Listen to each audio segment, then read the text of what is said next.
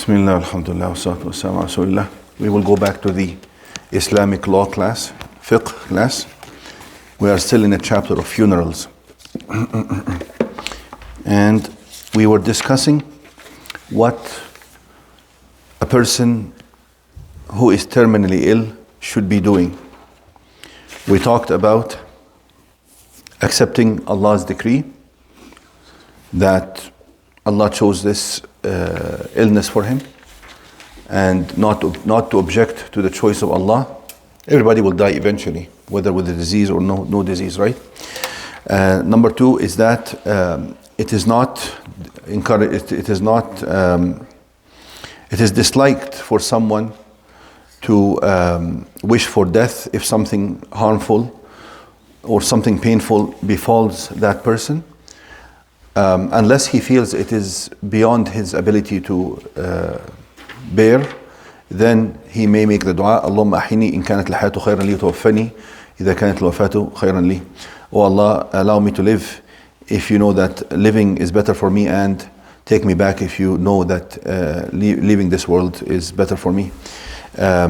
Or especially if he feels that it may affect his belief and deen and practice and his relationship with Allah, then he may actually directly ask for Allah Azza wa Jal to take him. This is different from the first person who was asking Allah to do with him what Allah knows best. Right here, if he fears that he's losing his religion, he can ask Allah to take him back. Now, and then we talked about giving back the debts if he has debts, or if he has committed injustices, he has to settle those injustices by asking for forgiveness. If he had taken money from someone, give it back. If he has a debt, give it back. He has insulted somebody or backbited somebody, he may actually ask for forgiveness from that person, and so on, right? We talked about the hadith, the Atadruna min al-Muflis, who is the bankrupt. All this is in the previous class, and you can go back to it. I will mention another hadith on Jabir. قال لما حضر أحد دعاني أبي من الليل. He says, when the day of the battle of Uhud, I mean the battle was going to be tomorrow, his father was going to participate in the battle, and so he called him that night before the battle. فقال ما أراني إلا مقتولا في أول من يقتل من أصحاب النبي صلى الله عليه وسلم. Subhanallah, they had basira. It's very strange. He says, I feel I will be amongst the first people to be killed tomorrow. It's not only that he felt that he was going to be killed, he says, I will be among the first people to be killed tomorrow. And that he's saying that while in the first battle of Badr, the Muslims were victorious. So he's actually expecting something that is totally counterintuitive, because the Muslims were even stronger now. They were even stronger now, and they had won the first battle when they were much weaker. You follow? But he says, I feel tomorrow I will be killed, and I'll be among the first people to be killed. وَإِنِّي لَا أَتْرُكُ بَعْدِي أَعَزَّ عَلَيَّ مِنْكَ. He says, I do not leave behind me anything or anyone who is more dear to me than you, his son Jabir. غَيْرَ نَفْسِ رَسُولِ اللَّهِ صَلَّى اللَّهُ عَلَيْهِ وسلم. Nobody is dearer that I leave behind except you, with the exception of the Prophet ﷺ, which means the Prophet is even more dearer to me than you. You follow? فَإِنَّ عَلَيَّ دَيْنًا فَقْدِي وَالسَّوْصِي بِإِخْوَتِي خَيْرًا. He says, I have a debt, and of course he will tell him what that debt is. He says, and look after your sisters. Look after your sisters or your siblings in general. We talked about kitabat al-wasiyah, to if you have something that needs to be taken care of that you could not take care of, you write your final will. I would like to mention, maybe give me this hadith. It's a very amazing hadith. I think the father of Abdullah ibn Zubayr,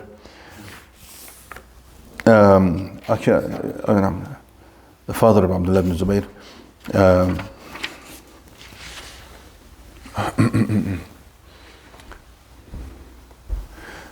عن عبد الله بن زبير رضي الله عنه. This is another hadith. This is Jabir ibn Abdullah. But this is another man, Abdullah ibn Zubayr. قال لما وقف الزبير, his father, يوم الجمل, دعاني فقمت إلى جنبه. This was a later battle. He says in the battle of the camel. This is a battle that happened after the death of Messenger ﷺ, during the reign of the Caliphate Ali ibn Abi Talib. And unfortunately, it was a battle between Muslims who disputed upon the matter of taking revenge from the assassins of Uthman ibn Affan. It's a big story, but anyhow, he was going to participate in the battle of the Jamal, this camel, the battle of the camel. فقمت إلى جنبه, he says, I stood beside him. فقال يا بني إنه لا يقتل اليوم إلا ظالم أو مظلوم وإني لا أراني إلا سأقتل اليوم مظلوما. He says, whoever gets killed today, either he is the aggressor or he is the victim. I mean, the oppressed, ظالم. ظالم means the oppressor, or mazloom, or the oppressed. Why is he saying that? Because it is a battle where the truth from falsehood is not very clear. It is actually two big parties of Muslims fighting each other, and each one has his own interpretation of why he is fighting with this leader rather than this leader. You follow? And it was a very contentious matter. It's a very detailed matter. We cannot go into it why each one had his view that no, you had to do it this way, and Ali ibn Abi Talib had the view, no, we had to do it this way. Let's settle the country first. Where they said, no, let's get the assassins of Uthman first, and so on. So anyhow, he says, everybody who's going to die in this battle, either he is the oppressor or he is a victim, mazloom. وإني لا أراني إلا سأقتل اليوم مظلوما. He says, and I feel that I will be killed today and I will be mazloom, which means I am with the truth, with the party that has the truth with it. You follow? سأقتل مظلوما. وإن من أكبر همي لديني. He says, and the thing that I fear the most is my debt. You follow? أفترى يبقي ديننا من مالنا شيئا فقال يا بني بع مالنا فاقض ديني وأوصي بالثلث وثلثه لبنيه وأوصى بالثلث وثلثه لبنيه. يعني عبد الله بن الزبير يقول ثلث الثلث. Anyhow, he went going talked about that you sell such and such and you pay my debt and so on. And then he says, if you cannot, after you sell and you give these debts, if it is short, يا بني إن عجزت عن شيء منه فاستعن عليه مولاي. He says, after all this, after you sell our property and you give to people, because Zubayr was so trustworthy that people dealt with him as if he was a bank. They used to leave their money with him and they trusted him. And he was trustworthy, and he used to also invest this money. So he had properties that should be sufficient to pay the debts and so on. They left the money with him for a long time. He says, if after you sell, of course you're going to sell in a haste, and he might even lose to try to pay all these debts. But, so he says, if whatever you get back is short of paying all my debts, فَاسْتَعْنْ عَلَيْهِ مَوْلَاي, then I want you to ask for help from my Mawlai. Mawlai means my master. Ask my master and he will help you. Or ask my patron, my caretaker. This is the meaning of Mawlai. Ask my master, my caretaker, my patron. Abdullah, قال Abdullah, فاستعن عليه مولاي. قال Abdullah, the son said, فوالله ما دريت ما أراد. Of course, his father is giving his last will, and he's very respectful. He didn't ask him questions. Who do you mean? Who's your master? Who's your patron? He didn't say. He says, فوالله ما دريت ما مولاي. He says, I didn't know who his master was, so I can go and ask him. But he was too respectful and too shy to ask his father, who should I ask for help? He just left it like this. Maybe he thought that the money will be enough, right? So he left it like this. He says, I didn't know who he's talking about. حتى قلت يا أبتي من مولاك. Then he said, he thought about it. He says, oh father, who is your master? Who is your patron? Who is your caretaker? قال Allah. He says, I'm talking about Allah. قال فوالله ما وقعت في كربة من دينه إلا قلت يا مولى الزبير اقضي دينه فيقضيه. Subhanallah. He says, anytime the money was short, because he had many people he had to pay back, he was selling and paying, selling and paying. He says, every time the money was short, I would make a dua. Say, oh, the master of Az-Zubayr, pay out his debt. He says, and it just happens. And it just happens. SubhanAllah. It's a very nice story. It shows that debts have to be paid. He's going to be killed, and he feels that he's going to be killed as a victim. So, but still, the first thing that he was worried about is his debt, and there's tawakkul. Obviously, Zubayr ibn al-Awwam had a very good relationship with Allah Azza wa Jal. He knew that he was going to be killed. How could he know something like this? And number two, he knew that Allah will always accept his dua. Not only accept his direct dua, but if somebody says, oh, the master of Zubayr, pay this or for him or do this for him, it will happen as well. Because of that relationship. Zubayr ibn Awam was one of the major Sahaba. إن لكل أمة إن لكل نبي حوارية وإن حواري الزبير. He says إن لكل نبي حواري من أصحابه وإن حواري الزبير. The meaning is that Messenger صلى الله عليه وسلم says for every prophet there are very sincere and close followers, and my close follower, my sincere and close follower is Az-Zubayr.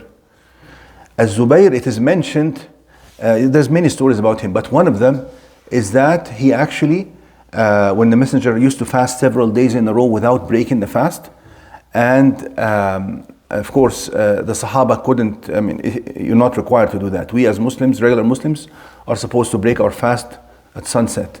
And some Sahaba tried 1 day, 2 days, 3 days, and then it would start falling and stop. And the Messenger told them, don't even try to do this.